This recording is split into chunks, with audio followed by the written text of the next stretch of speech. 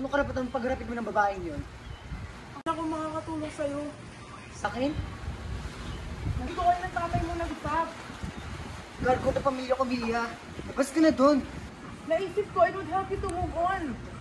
Move on from what? Everything that's keeping you from moving on. Bakit? Ano bang alam mo sa nararamdaman ko? Alam mo ba kung anong pinagdaanan ko? Hindi. So stop acting like you know my pain. And stop acting like you own it. Pwede mo sabihin kung kailan ako mag-move on. Kahit si Celine. Kahit na si Celine na alam lahat ng pinagdaanan ko, hindi niya pinakalaman yung mga desisyon ko. Hindi ako si Celine. So stop comparing me to her. Tama.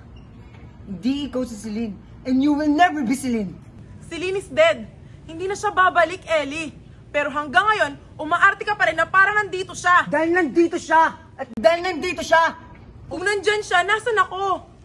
Anong lugar namin mga gusto magmahal sa'yo? 2, 3, go. From everything that's keeping you from moving on. Bakit? 1, 2, 3, go. Celine is dead. Wait lang. Kahit si Celine. Kahit na si Celine nakasama ko.